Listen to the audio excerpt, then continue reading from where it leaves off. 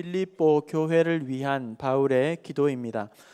빌립보 교회와 바울의 관계를 먼저 이해할 필요가 있겠습니다.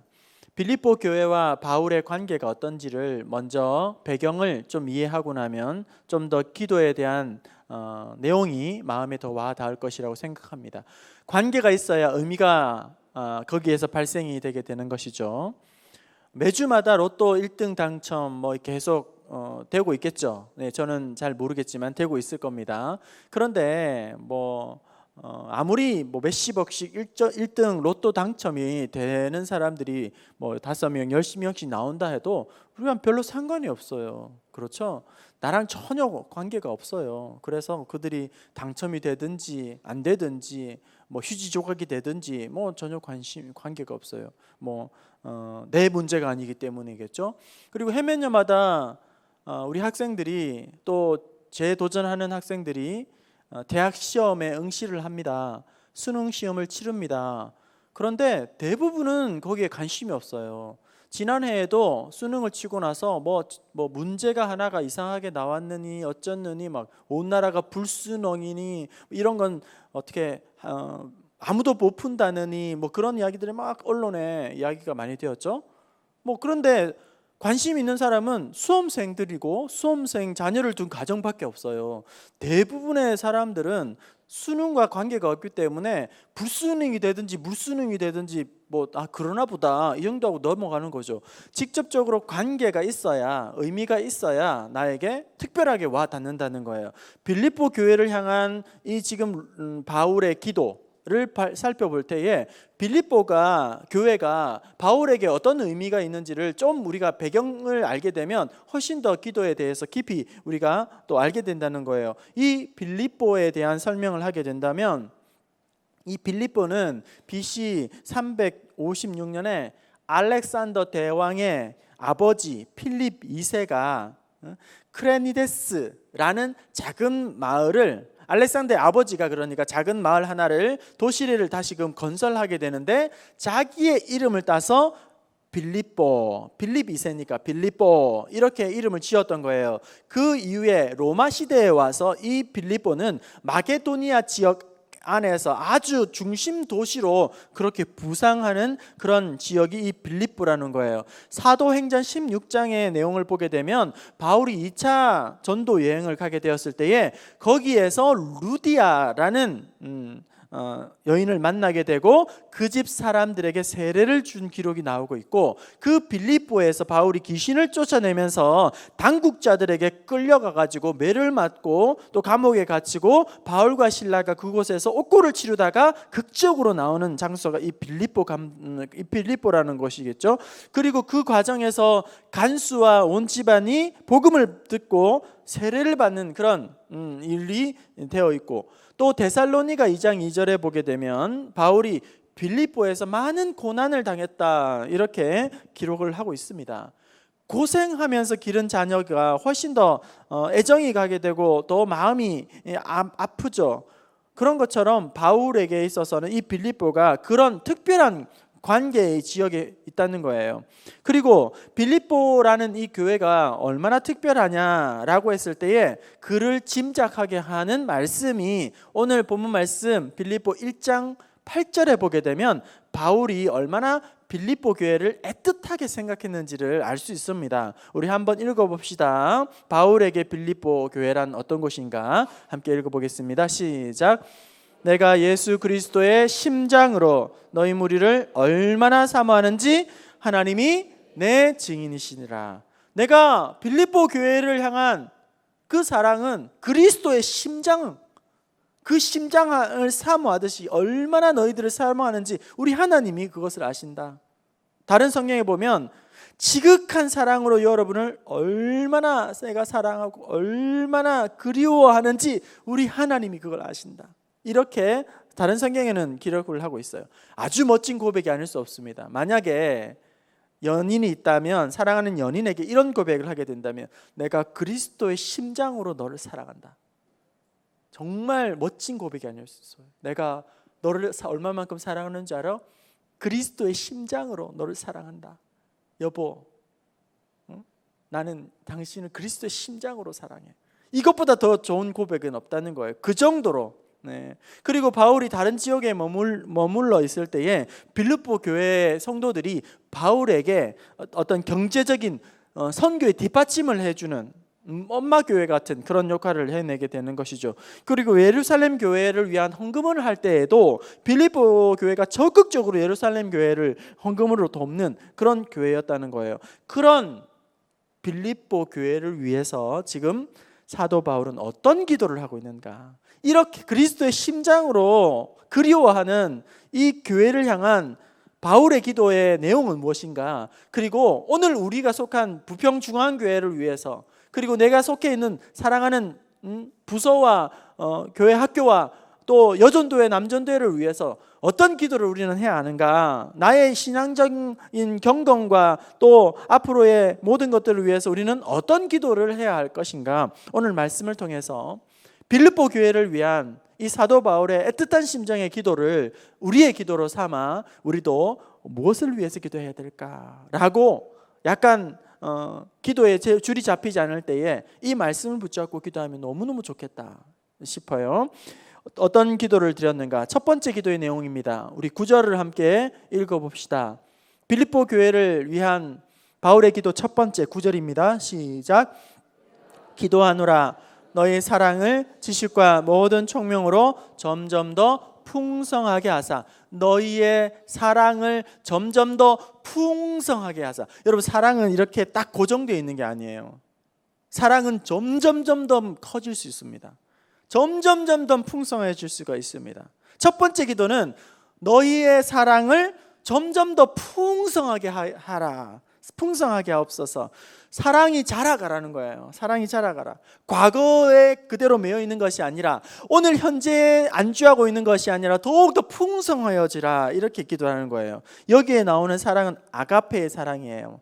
부모와의 자식과의 사랑도 있고 또 연인과의 이성과의 사랑도 있고 또 사랑에는 친구와의 같은 그런 우정의 사랑도 있는데 여기에 나오는 사랑은 아가페의 사랑이에요. 이것은 우리 하나님의 무조건적인 사랑, 아주 헌신적인 하나님의 사랑을 의미한다는 거예요.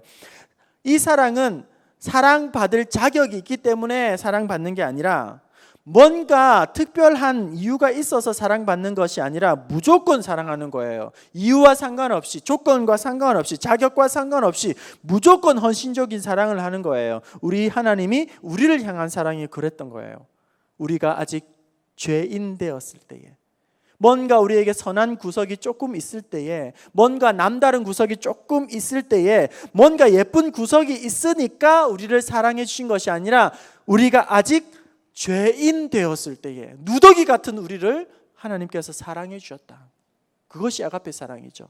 우리 말씀을 한번 봅시다. 로마서 5장 8절, 우리를 어떻게 사랑하셨는지 함께 읽어보겠습니다. 시작. 우리가 아직 죄인 되었을 때에 그리스도께서 우리를 위하여 죽으심으로 하나님께서 우리에 대한 자기의 사랑을 확증하셨느니라. 우리 예수님의 죽기까지 하나님의 그 사랑이 죽음으로 십자가에서 확증되었느니라. 하나님이 세상을 이처럼 사랑하사 독생자를 주셨으니. 사랑은 자기를 내어주신 것이에요. 우리를 향한 하나님의 사랑, 이것이 바로 무조건적인 사랑, 다함이 없는 사랑이라는 거예요. 이런 놀라운 사랑을 받은 우리입니다. 놀라운 사랑으로 우리는 구원을 받았습니다. 그런 놀라운 사랑을 받은 우리는 어떻게 살아가야 할까요? 우리도 사랑해야겠죠. 요한일서 4장 11절, 사랑하는 자들아, 하나님이 이같이 우리를 사랑하셨은즉 우리도 서로 사랑하는 것이 마땅하도다. 사랑하는 것이 이상한 게 아니라, 특별한 것이 아니라 서로 사랑하는 것이 마땅하도다. 왜냐하면 하나님이 우리를 이같이 사랑하셨으니, 사랑을 받았으니 그 사랑을 나누는 것이 마땅하다는 거예요. 사랑을 나누고 사랑을 전하는 것이 오늘 우리의 삶에 사랑의 열매가 맺어져야 한다는 것입니다. 또한 베드로전서 4장 7절 8절, 만물의 마지막이 가까이 왔으니 그러므로 너희는 정신을 차리고 근신하여 기도하라. 무엇보다도 뜨겁게 서로 사랑할지니 사랑은 허다한 죄를 덮느니라. 말세를 당한 우리가 해야 할 두 가지를 말씀하고 있는데, 베드로전서에서 하나는 근신하여 깨어 기도하라는 것과, 말세에 우리는 근신하여 깨어서 더욱 힘써 기도하라는 것과, 또 한 가지는 뜨겁게 서로 사랑하라는 것. 그래서 종교사상가인 헨리 드리먼드라는 사람은 이렇게 말을 했어요. 내 인생을 돌아보면서 제대로 살았다고 생각하는 그 순간은 사랑하는 마음으로 살았던 순간뿐이다. 많은 시간, 많은 사건, 많은 문제들이 있었지만 내가 제대로 살았다고 생각되는 순간은 사랑하는 마음으로 살았던 그 순간밖에 없다 하는 거예요. 이 말을 그대로 우리에게 적용한다면 우리가 사랑하지 못한 모든 일들은, 모든 사람은 다 의미가 없는 거예요. 아무리 그럴싸하게 포장이 되어 있다 할지라도, 아무리 매일 살을 맞대고 한 이불을 덮고 사는 가족도, 한 식탁에서 먹는 식구라 할지라도 사랑으로 하지 않는 모든 것이 사실은 없는 것과 마찬가지라는 거예요. 그래서 첫 번째의 기도는 점점 너희의 사랑이 풍성하여지기를 기도하라. 시간이 지나면 지날수록 더욱 까탈스러워지는, 시간이 지나면 지날수록 더욱 옹졸해지는, 더욱 날카로워지는, 시간이 지나면서 점점 메말라지고 강팍해지고 냉랭해지는 그런 사람이 되지 말고, 시간이 흐르면 흐를수록 더욱 따뜻하게, 시간이 지나면 더욱 풍성하게, 더욱더 하나님 앞에 귀한 사랑으로 더욱더 돌아보고 사랑하라. 여러분, 사랑할 수 있기를 바랍니다. 사랑을 구할 수 있기를 바랍니다. 강팍해지고 날카로워지고 까탈스러운 모습이 아니라 내 안에, 내 겉에 드러나는 것이 더욱더 너그러워지고 더욱더 따뜻해지고 더욱더 관대해지고 더욱더 따뜻하게 품에 안을 수 있는 그런 저와 여러분 될 수 있기를 축원합니다. 두 번째 기도, 첫 번째, 너의 사랑이 점점 더 풍성하게 하라. 메말라지지 말고, 날카로워지지 말고, 찌르지 말고 더욱 풍성하게 그렇게 되어져라. 두 번째 기도입니다. 10절을 우리 읽어봅시다. 10절 시작. 너희로 지극히 선한 것을 분별하여 또 진리 허물이 없이 그리스도의 날까지 이르고. 두 번째 기도는 뭐냐면 분별하며 또 진실하여라 하는 것입니다. 그런데 이 10절의 기도, 두 번째 기도는 9절과 연결되는 거예요. 다시 한번 9절에 보면 내가 기도하노라 너의 사랑을 지식과 모든 총명으로 점점 더 풍성하게 하사, 그 다음에 10절로 넘어가는 거죠. 너희의 지극히 선한 것을 분별하며 또 진실하여. 풍성한 사랑을 하되 어떻게 해요? 분별하라 하는 것입니다. 그리고 진실하라 하는 것입니다. 여러분, 사랑이라고 다 좋은 게 아니에요. 사랑이라고 다 좋은 게 아닙니다. 사랑이라고 다 선한 것이 아닙니다. 사랑이 풍성하여져야 합니다. 점점 더 성장해야 합니다. 사랑이라고 다 거룩하고 아름다운 것이 결코 아니에요. 병든 사랑이 있어요. 가짜 사랑이 있습니다. 중독이라는 사랑도 있습니다. 그리고 감정적인 사랑, 말초적인 사랑도 있습니다. 그리고 파괴적인 사랑도 있다는 거예요. 그래서 이 병든 사랑, 파괴적인 사랑을 하면 자신과 주위 사람들을 망가뜨리게 되고 병들게 만들게 되죠. 그리고 잘못된 중독이라는 사랑에 빠지게 되면 자기의 삶이 송두리째 무너지게 되는 거예요. 그리고 잘못된 병든 사랑을 하게 되면 점점 나와 내 주위와 내 가정을 허물어뜨리게 되고 교회를 분쟁거리로 만드는, 분열시키는 그런 파괴적인 사랑도 있다는 겁니다. 그렇기 때문에 사랑을 하되 풍성하게 하되 분별하는, 그리고 또 진실하는 그런 사랑을 하라는 거예요. 여기 분별이라는 것은 원래 그 의미상 진폐와 위폐를 구분하는 거예요. 진짜 돈과 가짜 돈을 구별할 때 쓰는 것이 이 분별이라는 것이고, 또 당시에 아주 유명한 도자기가 있었는데 그 도자기를, 진짜 도자기와 가짜 도자기를 분별하는 것을 바로 말을 하는 것이죠. 예나 지금이나 여러분 가짜가 늘 있기 마련입니다. 특히 지금은 더 가짜들이 많은 것 같습니다. 이전에는 가짜 참기름, 가짜 고춧가루, 이런 것들, 가짜 녹용, 가짜 명품 시계, 가짜 명품 가방, 요즘에는 가짜 뉴스, 사기꾼, 보이스피싱, 가짜 교회, 가짜 이단, 그리고 뭐 사입이 막 엄청나게 많죠. 요즘에는 똑똑한 사람들이 왜 그렇게 많은지 모르겠어요. 전문가라를 자처하는 사람들이 얼마나 넘치는지를 몰라요. 유튜브라는 세상에 얼마나 사고가 충돌하고 있는지, 절대 가치가 점점 자리를 매김을 할 수 없을 정도로 온갖 전문가들이 다 나서가지고 진영 싸움을 하고 사상 싸움을 하고 이데올로기 싸움을 하고 자기가 옳다라고 이야기하고 온통 복잡하고 짬뽕이 되어 있는 시대가 이 시대예요. 분별력을 가지고 있지 않으면 정말 우리는 눈 뜨고도 당하는 수가 있습니다. 오늘 우리가 더욱 사랑이 풍성하여져야 하는데, 오늘 9절에서 바울은 빌립보 성도들에게 너희가 단순히 사랑만 하라고 그렇게 기도하는 것이 아니라 지식과 총명이 수반된 사랑을 하라고 그렇게 말씀을 하고 있다는 거예요. 9절, 내가 기도하노라 너의 사랑을 지식과 총명으로, 모든 총명으로 점점 더 풍성하게 하사. 이 사랑이 아름답게 열매 맺어지기 위해서는 지식과 모든 총명으로, 여기에 지식은 세상적인 학문이 아니에요. 세상적인 지식이 아닙니다. 학문적인 지식이 아니라 주님과의 관계에서 오는 영적인 지혜예요. 하나님을 알매 지혜를, 영적인 경험적인 지혜를 말하고, 여기 모든 총명이라고 되어 있는 것은 머리가 똑똑하고 IQ가 좋은 게 아니라, 이 총명이라고 하는 것은 통찰력을 의미하는 거예요. 인사이트, 지혜. 그런데 이 인사이트는, 총명은 누가 주냐면 바로 성령께서 우리에게 주시는 지혜라는 것입니다. 그래서 바울은 빌립보 성도들에게 너희가 영적인 지식을 가져야 한다, 그리고 영적인 통찰력이 있는 사람이 되어서 사랑으로 풍성하여지기를 기도해야 하고, 또 그래서 두 번째 기도는 지극히 선한 것을 분별하고 또 진실하여, 이렇게 기도를 하고 있는 것이죠. 로마서 12장 우리 2절 말씀, 우리에게 주신 말씀이 뭐냐면 로마서 12장 2절을 함께 읽어봅시다. 오늘 이 시대에 시작.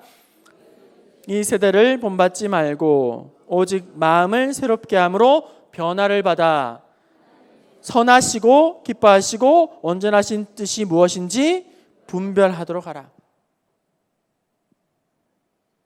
이 세대를 본받지 말고, 세상은 본받아야 돼. 이 세상의 주류에 너희가 들어가야 돼. 너희가 지금 이 세상의 주류에 들어가지 않으면 너는 손해를 볼 거야. 너는 성장하지 못할 거야. 너는 직장도 실패할 거야. 너는 앞으로 탄탄대로를 거둘 수 없어. 너는 출세할 수도 없어. 너는 아무것도 못해. 이렇게 이야기하고 속삭일 때에 이 세대를 본받지 말고 하나님의 선하시고 하나님이 기뻐하시고 하나님의 온전하신 뜻이 무엇인지 분별하도록 하라. 오늘 우리가 기도해야 할 것은 하나님 분별의 영을 허락하여 주옵소서. 하나님, 너무나도 혼탁한 이 시대에 뭐가 정말로 우리가 붙들어야 할 가치인지, 목숨을 걸어야 할 것인지, 우리가 거기다 우리의 삶을 내어 던져야 할지 분별하게 하여 주옵소서. 사소한 것, 언저리의 것, 시시한 것, 나를 망가뜨리는 것, 인생을 소모시키는 것, 그런 것에 나에게 시간과 열정과 젊음을 바치지 않게 하시고 이 시대를 온전히 분별하게 하사 하나님이 기뻐하시고 하나님의 온전하신 선하신 뜻을 하나님 깨닫게 하옵소서. 우리가 그 기도를 해야 된다는 거예요. 여러분, 진실한 사람, 또 진실한 사람 나오죠? 진실한 사람은 내적으로 섞이지 않은 단순성이라는 의미가 있어요. 그러니까 여러분, 진실한 사람은 복잡하지 않습니다. 진실한 사람은 아주 심플합니다. 생각이 심플합니다. 그리고 계획이 심플합니다. 그리고 삶이 심플합니다. 진실하다는 것은 정직한 것 그 이상으로 삶이 복잡하지 않다는 거예요. 그리고 마지막 세 번째 기도입니다. 첫 번째는 사랑이 더욱더 점점 더 풍성하여지게 하시고, 두 번째는 분별하게 하시고 진실하게 하시고, 마지막 세 번째 빌립보 교회를 향한 바울의 기도입니다. 우리 11절을 읽어봅시다. 11절 시작. 예수 그리스도로 말미암아 의의 열매가 가득하여 하나님의 영광과 찬송이 되기 원하노라. 세 번째 기도의 내용은 의의 열매가 가득하게 하옵소서. 한번 따라서 하겠습니다. 의의 열매가 가득하게 하옵소서. 무엇이 가득하게 없어서? 의의 열매가 가득하게 없어서. 여러분, 성경에 나오는 열매가 굉장히 중요한 메시지를 담고 있어요. 성경에는 많은 곳에 열매라는 부분이 언급하고 있습니다. 그 열매를 살펴보게 되면 마태복음 3장 8절에는 그러므로 회개에 합당한 열매를 맺으라. 회개했다고 끝이 나는 게 아니라, 회개 기도했다고 다 끝나는 것이 아니라 합당한 열매를 맺으라. 이렇게 열매까지 맺어줘야 한다는 거예요. 아이들이 잘못했어요, 용서해 주세요, 이제는 안 그럴게요, 이렇게 말하는 것으로 그것이 끝나는 게 아니라 그 합당한 열매가 맺어져야지만 끝나는 거라는 거죠. 그리고 요한복음 15장 5절, 우리가 너무나도 잘 아는 말씀, 나는 포도나무요 너희는 가지라. 그가 내 안에 내가 그 안에 거하면 사람이 열매를 많이 맺나니. 우리 주님은 포도나무고 우리가 가지인데, 그 주님께 붙어 있는 사람은 열매를 맺을 수밖에 없다는 거예요. 주님께 붙어 있으면서도 열매가 없다? 주님께 붙어 있는지를 다시 점검해야 한다는 거예요. 나는 예수 믿고 예수님께 붙어 있어, 하지만 열매는 없어. 이거는 있을 수 없는 이야기라는 거예요. 주님과 함께하면 반드시 열매가 맺어지기 마련이라는 거죠. 마태복음 7장 20절, 이러므로 그들의 열매로 그들을 알리라. 열매로 그들을 알리라 말씀합니다. 하나님께서 우리에게 궁극적으로 원하시는 삶, 하나님께서 우리에게 기대하는 삶, 그것이 뭐냐면 의의 열매를 맺는 삶이라는 거예요. 그 열매를 통해서 결국 하나님께 영광을 올려드리고 말씀대로 찬송을 받으시기를 원하신다는 것입니다.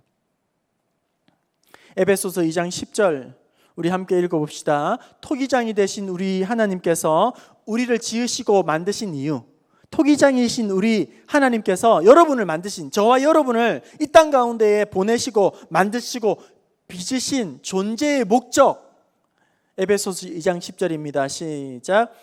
우리는 그가 만드신 바라 그리스도 예수 안에서 선한 일을 위하여 지으심을 받은 자니, 이 일은 하나님이 전에 예비하사 우리로 그 가운데에서 행하게 하려 하심이니라. 우리를 만드시고 지으신 이유는 선한 일을 위하여, 선한 일, 열매를 원하는 거예요. 선한 열매, 의의 열매, 그리고 그 가운데에 행하게 하려 하십니다. 우리가 예수님을 믿는 이유는 천국 가기 위해서죠. 물론 천국 가야겠죠. 그러나 예수님 믿는 사람은 이 땅에 사는 날 동안에도 의의 열매를 맺어야 한다는 겁니다. 예수 믿고 그냥 천국 가면 끝나는 것이 아니라, 예수 믿은 이후에 우리의 삶의 자리에서 선한 일을 위하여, 그리고 의의 행동을 위하여 그 일을 행함으로 말미암아 하나님께 영광과 찬송을 올려드리기를 원하신다는 거예요. 학생이면 학생으로서의 하나님 앞에 의의 행위를 살고 그것으로 하나님을 찬송하고 영광을 돌리고, 직장인이라면 직장인으로서 의의 열매를 맺어 하나님 앞에 찬양과 영광을 올려드리고, 그것이 꼭 성적이 좋고 나쁨을 떠나서 많은 물질을 벌어서 사업을 일으켜서 그런 문제가 아니라, 어떤 식으로든지 우리는 삶의 자리에서 의의 열매를 맺어야 한다는 겁니다. 그것이 우리를 만드신, 우리를 부르신, 우리를 창조하신 목적이라는 거예요. 그것이 우리를 부르신 이유입니다. 그렇다면 의의 열매를 우리는 맺어야 돼요. 반드시 맺어야 됩니다. 당장 천국 갈 게 아니라면, 아직도 남은 삶이 있다면 해야 할 우리의 의무는 의의 열매를 맺는 거예요. 그런데 의의 열매를 어떻게 하면 맺을 수 있을 것인가? 나의 힘으로는 의의 열매를 결코 맺을 수 없다는 거예요. 요한복음 15장 5절, 우리가 앞서 살펴본 것처럼 포도나무 대신 우리 예수님께 붙어 있어요. 그 힘으로, 능력으로 나는 열매를 맺어지게 돼요. 내가 좀 잘났다고요? 내가 좀 괜찮다고요? 내가 좀 낫다고요? 똑똑하다고요? 뛰어나다고요? 가진 게 많다고요? 결코 그것으로 열매 맺을 수가 없다는 거예요. 스가랴 4장 6절, 이는 힘으로 되지 아니하며 능으로도 되지 아니하고 오직 나의 영으로 되느니라. 내 힘만 의지할 때는 패할 수밖에 없도다. 없도다. 내 힘만 의지하면 백날 첫날 아무리 들이받아도 패할 수밖에 없는, 내 힘만 의지하면 아무리 똑똑해도 잘나도 뛰어나도 재능이 넘쳐도 내 힘을 의지하면 패할 수밖에 없어요.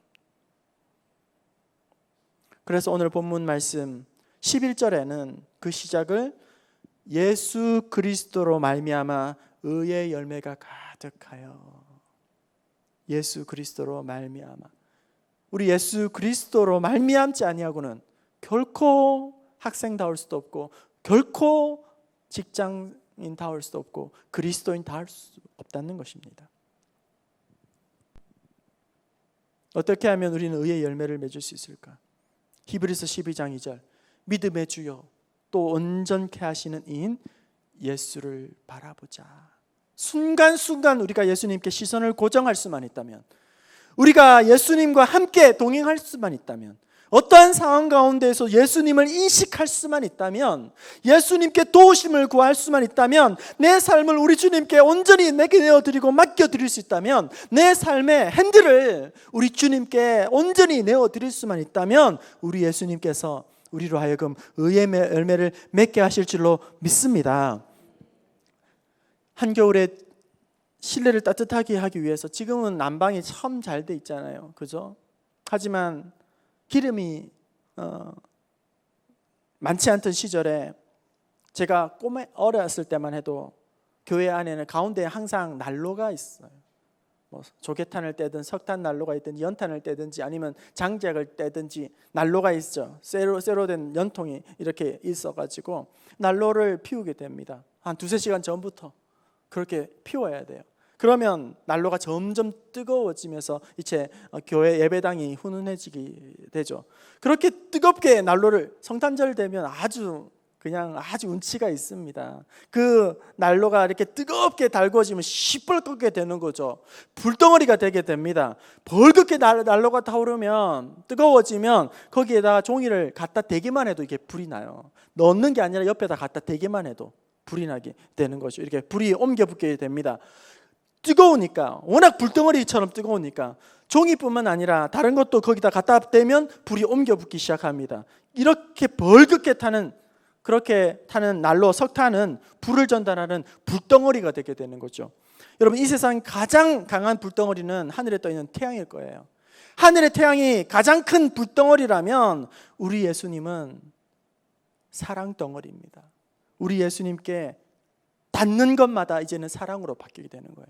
우리 예수님께 닿기만 하면 그 사람은 사랑의 존재로 바뀌게 됩니다. 아무리 미움과 그리고 또 마음속에 원한이 가득한 사람도 우리 예수님께 접속하면, 닿으면 그 순간 그 미움이 사라지게 되고 다시금 건강한 사랑의 존재로 바뀌게 됩니다. 아무리 죄로 가득한 사람이라 할지라도 우리 예수님께 닿기만 하면 그 사람은 이제 의인이 되게 됩니다. 어떤 낙심하여 좌절하여 인생을 포기해버린 인생이라 할지라도 우리 예수님께 닿기만 하면 그 인생은 새로운 삶이 시작되는 줄로 믿습니다. 그래서 사도 바울은 사도행전 11장 23절에 주께 붙어 있으라, 주께 붙어 있으라 이렇게 권하고 있습니다. 우리 함께 읽어볼까요? 사도행전 11장 23절 같이 읽어봅시다. 시작. 그가 이르러 하나님의 은혜를 보고 기뻐하여 모든 사람에게 굳건한 믿음으로 주와 함께 머물러 있으라. 이전 성경에는 굳건한 믿음으로 주께 붙어 있으라 이렇게 말씀하고 있습니다. 여러분, 주님은 나에게 힘인 줄로 믿습니다. 나의 힘이요, 우리 예수님은 나의 능력이요, 우리 주님은 나의 소망이요, 우리의 주님은 나의 생명인 줄로 믿습니다. 그 주님께 단단히 붙어 있기만 하면 첫 번째, 더욱더 사랑하기 원합니다. 이 기도가 아름답게 응답될 것입니다. 이 주님께 붙어 있기만 하면 지극히 선한 것을 분별하고 즉각적으로 진실하게 반응하게 될 걸로 믿습니다. 우리 주님께 단단히 붙어 있으면 때때마다 의의 열매를 풍성히 맺어 하나님을 영광을 올려드리고 찬송하는 부르심에 합당하게 살아가는 저와 여러분 되게 하실 줄로 믿습니다. 우리 주님께 오늘 이 밤에도 단단히 붙어 있기를 다시 한번 결단하고 오늘 3가지 기도의 제목으로 다시 한번 하나님 앞에 부르짖어 아름다운 삶의 열매로 하나님을 영화롭게 하는 저와 여러분 될 수 있기를 주님의 이름으로 축원합니다.